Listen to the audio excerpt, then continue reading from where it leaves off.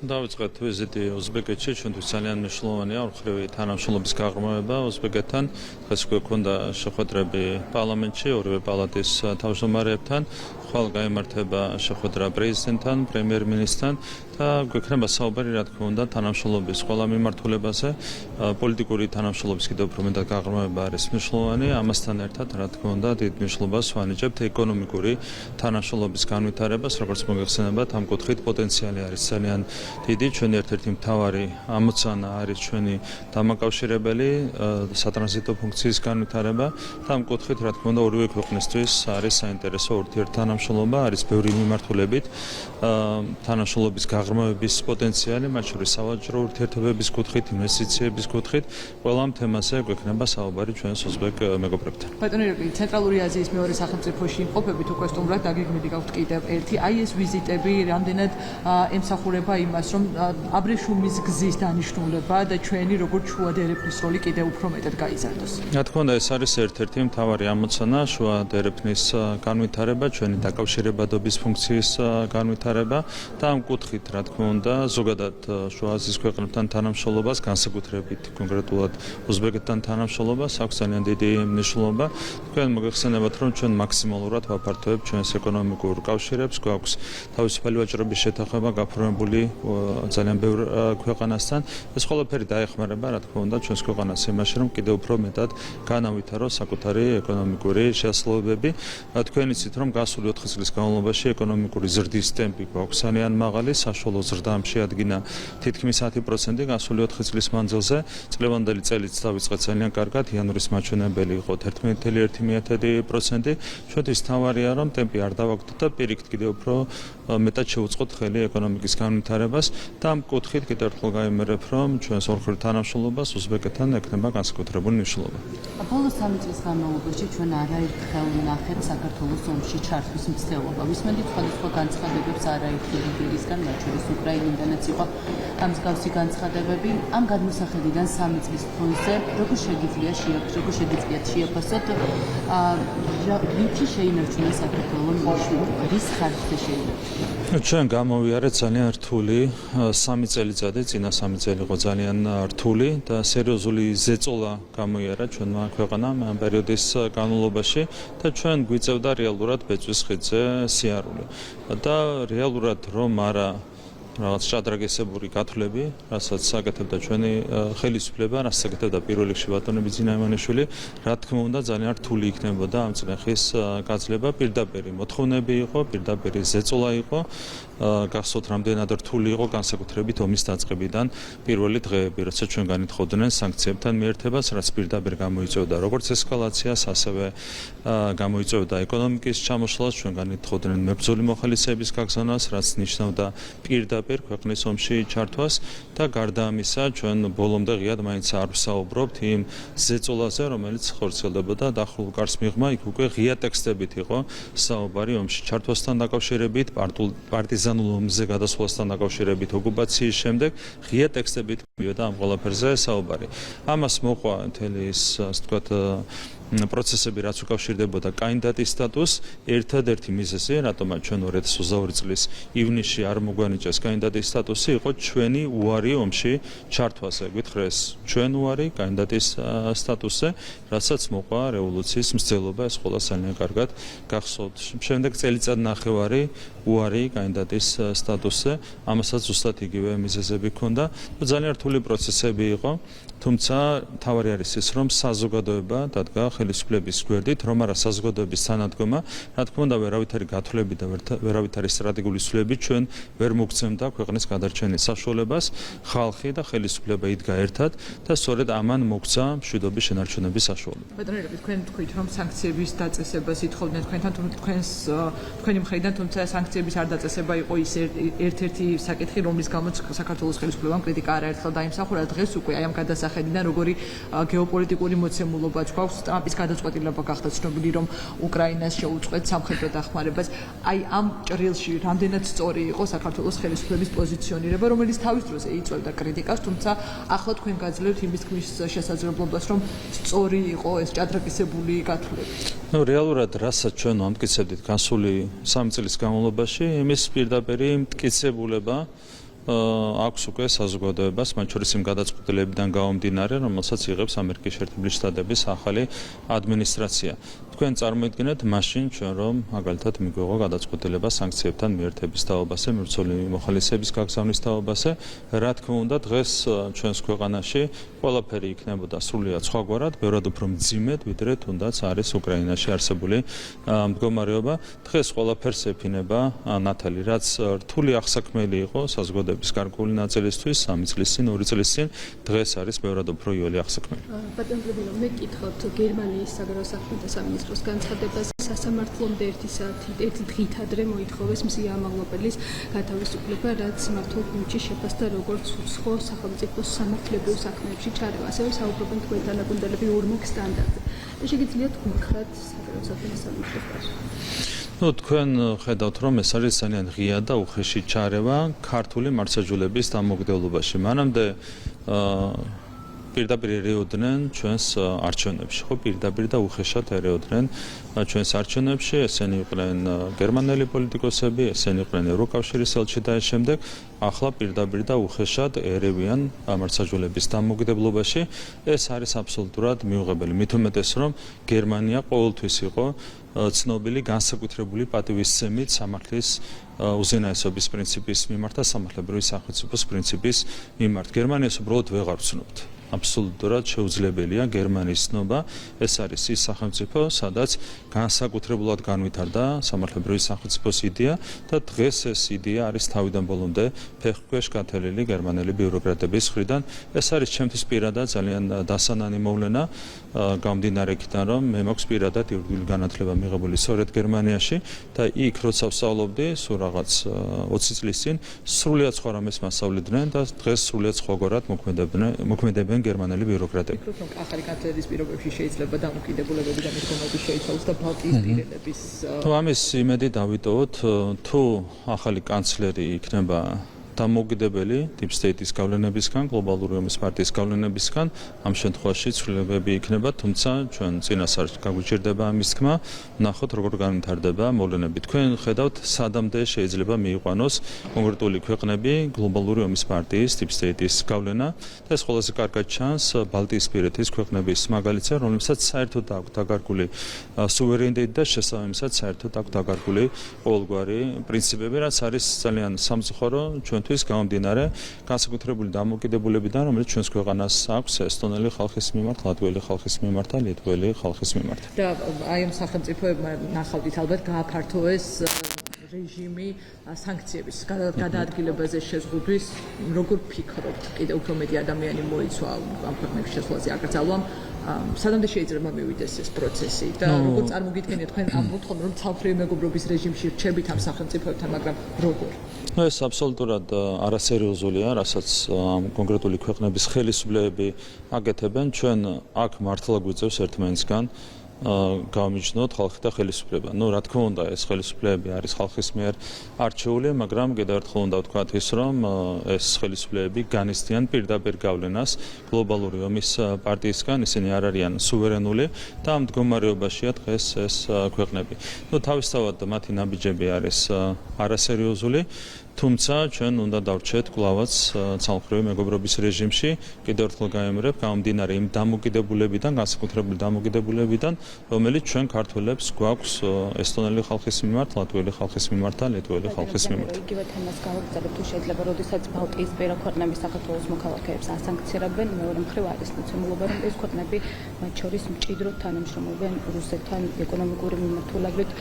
ეს ფაქტი რაც გეუბნებათ თქვენ? ესეც არის აშკარა ორმაგი სტანდარტი. თქვენ იცით, რომ მაგალითად ლატვიის პრეზიდენტმა მოითხოვა პირდაპირ ჩვენგან სანქციებთან მიერთება. ასევე ევროპარლამენტარები ამ სამი ქვეყნიდან ითხოვენ სანქციებთან მიერთებას ჩვენი ქვეყნისგან. ამ დროს მაგალითად ლატვია და ლიტვა, რომლებიც საერთოდ არ არიან ღვინის წარმოებელი ქვეყნები, რამდენჯერმე მეც ვაჭრობენ ალკოჰოლური სასმელებით, კონკრეტულად ღვინით რუსეთის ფედერაციასთან. ხელის გულზე დევს ორმაგი სტანდარტი, ხელის გულზე დევს უპრინციპობა, ასე ხდება, როდესაც კონკრეტული ქვეყანა ექცევა გლობალური ომის პარტიის არსებითი გავლენის ქვეშ და ეს ვითარება ამ სამი ქვეყნის შემთხვევაში. ამ თემასთან დაკავშირებით ყვარლის ევროკლუბის ხელმძღვანელი ოპოზიციის მხარდამჭერი ნიკა გურინის განცხადება ვნახეთ ჩვენ, სადაც საუბარი არის მადლობას უხდის ის ამ ქვეყნებს აღნიშნული გადაწყვეტილების მიღებისთვის, ასევე ნინო ევგენიძე, რომელიც ოპოზიციასთან დაკავშირებული ორგანიზაციის ხელმძღვანელია, ისიც მადლიერია ამ გადაწყვეტილებით. ზოგადად როგორ შეაფასებთ თქვენ იმ გამოხმაურებას, რომელიც ამ ადამიანებისგან მოდის? ეს არის ჩვეულებრივი სერგო ორჯონიკიძის ხელწერა, რას საკეთებდნენ ასეთი ადამიანები ერთი საუკუნის წინ ბოლშევიკების სახით, იგივე საკეთებენ დღეს კოლექტიური ნაცმოძრაობის წარმომადგენლები. ხო, არაფერი განსხვავება არ არის. განსხვავება არის მხოლოდ ქვეყნებში, დამოკიდებულება არის ზუსტად იგივე, როგორც ემსახურებოდნენ თავის დროზე საბჭოთა ხელისუფლებას ქართველები საკუთარი ქვეყნის წინააღმდეგ, ასევე ემსახურებიან კონკრეტული ეთნიკურად ქართველები გლობალურ ომის პარტიას საკუთარი ქვეყნის წინააღმდეგ. ეს არის აბსოლუტურად მიუღებელი მოვლენა და რა თქმა უნდა, ეს ქართულმა საზოგადოებამ სათანადოდ უნდა შეაფასოს. კანონმდებლობაში დაგეგმებასთან დაკავშირებით კითხავთ, თუ შეიძლება ვენეციის კომისიის დასკვნა ვნახეთ, რომ კომისია ადმინისტრაციულ სამართალდამცავთა კოდექსსა და შეკრებისა და მანიფესტაციების შესახებ კანონში ცვლილებების გადახედვის რეკომენდაციას გასცემს. ამდენად შეიძლება, რომ ქართულმა მხარემ გაითვალისწინოს ეს რეკომენდაცია. რეალურად ნახავდით, რომ საერთოდ არავითარი სამართლებრივი საფუძველი არ აქვს მათ ამ მოთხოვნას. ზოგადად შემიძლია გითხრათ, რომ ვენეციის კომისია არის ერთ-ერთი ყველაზე არასერიოზული ევროპული სტრუქტურა. იმ არასერიოზულობის ფონზე, რაც ზოგადად არის ევროპულ სტრუქტურებში დამკვიდრებული, ამ ფონზეც კი ვენეციის კომისია გამოირჩევა საკუთარი განსაკუთრებული არასერიოზულობით. სამართლებრივი ექსპერტიზის ცენტრიდან ეს ინსტიტუცია გარდაიქმნა ჩვეულებრივ პოლიტიკურ ორგანოდ, რომელიც ემსახურება გლობალური ომის პარტიის ინტერესებს. ყოველგვარი სამართლებრივი დასაბუთების გვარში წერს ხოლმე პოლიტიკურ დასკვნებს, რაც საერთოდ არ არის ვენეციის კომისიის საქმე. შესაბამისად, მათ დასკვნებს ჩვენ სერიოზულად ვერ მივიღებთ. კეთილინებონ დადონ სამართლებრივი დასკვნები და განვიხილავთ სერიოზულად, მაგრამ პოლიტიკა არ არის ვენეციის კომისიის საქმე. რატომ აგზავნეს პარლამენტის შესაძლებლობა? ჩვენ არ გაგვიგზავნია. კი, თვითონ გააგზავნეს, ჩვენ არ გაგვიგზავნია, შესაბამისად მათი საქმეა, რასაც წერენ. უკრაინის გადაწყვეტილებასთან დაკავშირებით მინდა გკითხოთ, კახა კალაძის უკრაინის სპორტის საერთაშორისო ოსტატის წოდება ჩამოართვეს, როგორ შეაფასებთ? არ ვიცი, ამაზე როგორ შეიძლება სერიოზული კომენტარი გაკეთდეს, მე არ ვიცი, უბრალოდ არასერიოზულობის ყოველგვარ ზღვარს გადაცდა ამ შემთხვევაში უკრაინის ხელისუფლება. თუმცა ნუ აქ არასერიოზულობაც არ არის თავარი პრობლემა. მე კიდევ ერთხელ მინდა შეგახსენოთ, რომ უკრაინის ხელისუფლება საქართველოსგან პირდაპირ ითხოვდა მეორე ფრონტს. ამას აკეთებდა მაგალითად უშროების საბჭოს მდივანი უკრაინის, ამას აკეთებდა პრეზიდენტის თავარი მრჩეველი. თავად უკრაინის პრეზიდენტმა გაიწვია ელჩი საქართველოსდან ორი საბაბით. ეს იყო მებრძოლი მოხალისეების არ გაგზავნა მთავრობის ოფიციალური თანხმობით და ეს იყო სანქციებთან არ მიერთება. ხო, ამ ყველაფრის ფონზე, ნუ ეს არასერიოზულობა საერთოდ არ იმსახურებს არავითარ კომენტარს. რომ მედია რეგულაციებს ხავთ დღეს პარლამენტში მსჯელობდნენ, კიდევ ერთხელ მოგამარტოთ, რატომ დადგა აუცილებლობა, რომ შემოსულიყო ეს რეგულაცია? ნუ თქვენ ხედავთ, რომ კონკრეტული მედია საშუალებები საქართველოში არიან პოლარიზაციის მთავარ წყაროდ ქცეული, რაც არის მათ შორის აღიარებული ევთოოდირის დასკვნებით. და რა თქმა უნდა ეს არ შედის საზოგადოების ინტერესებში. საზოგადოებას უნდა სიმშვიდე და საზოგადოებას უნდა რასთავარია სიძულვილისგან დაცლილი და სწორი ინფორმაციის მიღება მედია საშუალებებისგან. ეს არის მთავარი მიზეზი, რატომაც საჭიროა ამ კანონის მიღება სიძულვილისგან და სიცრუისგან უნდა იყოს დაცლილი ქართული მედია. ეს არის ჩვენი საზოგადოებისთვის ერთ-ერთი ეგზისტენციური ამოცანა, ასე ვიტყოდი. თავიდან ბოლომდე ხელოვნურად თავსმოხვეულია ეს სიძულვილი და სიცრუე, რასაც ხედავთ ჩვენს ქვეყანაში და საზოგადოებაში. ამ მეთოდებს იყენებენ კონკრეტული ძალები ჩვენი საზოგადოების წინააღმდეგ და ჩვენი ქვეყნის წინააღმდეგ. რა თქმა უნდა, იმისათვის რომ ასეთი რამ დასულდეს, ან მინიმუმ შეიზღუდოს, საჭიროა შესაბამისი კანონების მიღება. ალბათ დარწმუნებული ხართ, რომ ამ გადაწყვეტილებას და ამ კანონების მიღებას აუცილებლად მოყვება კრიტიკაც მათ შორის, ან შიშები და ვარაუდები თუ ეჭვები, რომ ხელისუფლება ამ კანონებს იყენებს დამოუკიდებელი ობიექტური თავისუფალი მედიის შესაზღუდად. როგორ მოახერხებთ, რომ ისე მიიღოთ ცვლილებები და შემდეგ ისე ამოქმედოთ, რომ ეს არ იყოს აღქმული როგორც თავისუფალი სიტყვის დევნილება? ნუ პირველ რიგში ვინ დარდობს ამ კანონზე გადავხედოთ. ხო, ეს არის სამი კონკრეტული ტელევიზია თუ ორი დარჩა, აღარ ვიცი რამდენია, კონკრეტული ტელევიზიები, რომლებიც ემსახურებიან სიძულვილს და სიცრუეს გარე დაკვეთების საფუძველზე. სხვას რატომ არ აღელვებს ეს ცვლილებები? ხო, არიან კონკრეტული ტელევიზიები, რომლებიც ემსახურებიან სიძულვილს და სიცრუეს ჩვენს ქვეყანაში ამ ყველაფრის დათესვას, პოლარიზაციის გაღვივებას, რადიკალის და მარტო ისინი დარდობენ. მხოლოდ ეს ტელევიზიები დარდობენ. აქედან ყველაფერი ძალიან კარგად ჩანს. რატომ არ აწუხებს სხვა ტელევიზიებს ის, რომ მათ არ შეეძლებათ სიძულვილის და სიცრუის ტირაჟირება? იმიტომ რომ ეს არ არის ალბათ მათი ინტერესებში, მაგრამ არიან კონკრეტული მედია საშუალებები, რომლებსაც აქვთ ერთ-ერთი დაკვეთა დათესონ მაქსიმალურად სიძულვილი და სიცრუე ჩვენს ქვეყანაში და მხოლოდ ისინი დარდობენ და მათი პოლიტიკური პარტიები დარდობენ. რაც შეეხება აღსულებას, ყველაფერი იქნება ძალიან მარტივად. ყველას შეიძლება დააკვირდეს იმ გადაწყვეტილებებს, რომელსაც შესაბამისი სახელმწიფო ორგანო მიიღებს. იმიტომ რომ კაფეო კრიტერიუმებია განსაზღვრული დღეს მოქმედი კანონითაც, რომ აქ დიდი სივრცე ასე თქვათ ინტერპრეტაციისთვის არც არის დატოვებული. ეს ნორმები მანამდეც მოქმედებდა, უბრალოდ იყო არაეფექტური იმის გამო, რომ თვითრეგულირების სივრცეში ხდებოდა შესაბამისი ნორმების აღსულება, აქედან გამომდინარე საერთოდ არ ხდებოდა მათი აღსულება.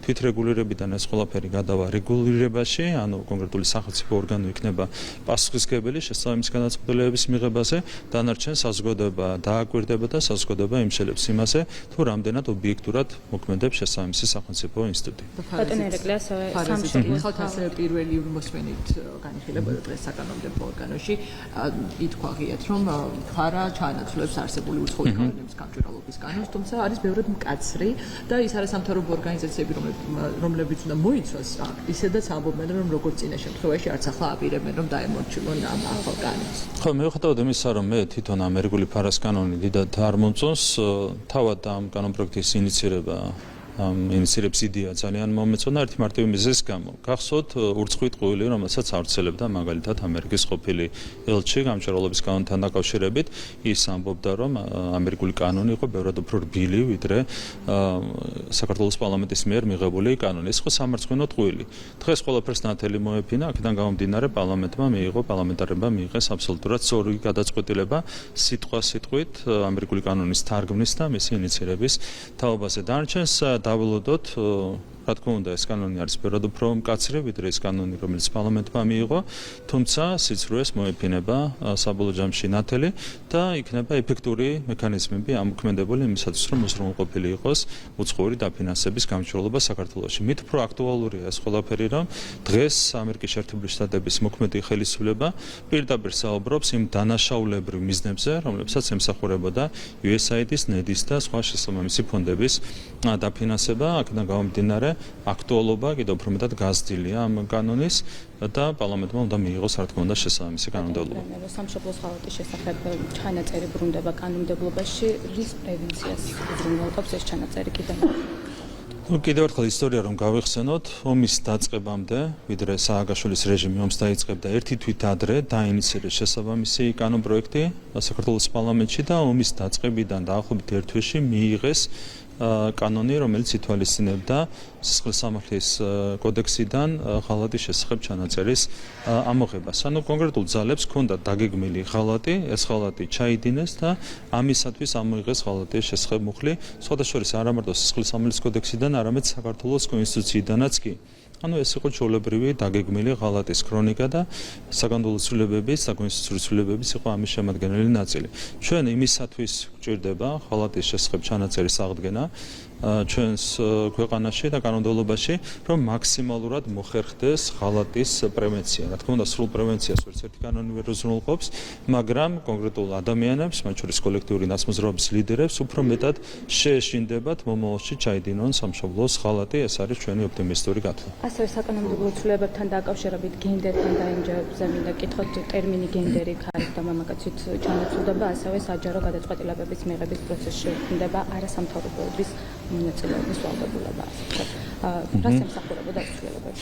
Ну, რაც შეეხება სქესს და გენდერს, არავითარი განსხვავება არ არსებობს ამ ორ ცნებას შორის, თუმცა არიან ძალები, რომლებიც ცდილობენ რომ რაღაცნაირად განსხვავება წარმოაჩინონ ამ ორ ცნებას შორის. ჩვენ ვერავითარ ზღვარს ვერ გავავლებთ ამ ორ ცნებას შორის. სქესი და გენდერი არის ერთ და იგივე რამ, ეს არის ჩვეულებრივად სინონიმები. და როგორც სქესი არის ორი, ასევე გენდერიც არის ორი კონკრეტული NGO-ების მოსაზრებებისგან განსხვავებით. ეს ერთი. რაც შეეხება NGO-ების საჯარო გადაწყვეტილებების ჩართულობას, კი ბატონო, ჩართულობის თემას. Ну, ეს არის მნიშვნელოვანი საკითხი. თქვენ იცით, რომ იყო თავსმოხვეული მოვლენა, როდესაც საჯარო ხელისუფლების მიერ გადაწყვეტილების მიღებაში პირდაპირ იყვნენ ჩართული არასამთავრობო ორგანიზაციები. არასამთავრობო ორგანიზაციას იმიტომ ქვია არასამთავრობო ორგანიზაცია, რომ ის საზოგადოების გადმოსახედიდან აქტიურობს და არ არის ჩართული უშუალოდ გადაწყვეტილების მიღებაში ხელისუფლების მხრიდან. აქ იყო ჩვეულებრივად აღრეული ეს პროცესები, შესაბამისად ჩვენ ვაწესრიგებთ ლოგიკიდან გამომდინარე ამ ურთიერთობებს საზოგადოებრივი ორგანიზაცია უნდა დარჩეს საზოგადოებრივი ორგანიზაციად და სახელმწიფოებრივი გადაწყვეტილებები უნდა მიიღონ სახელმწიფო ორგანოებმა. ეს არის უმარტივესი სამართლებრივი ლოგიკა, რომელსაც დაეფუძნა ამ კანონის მიღება.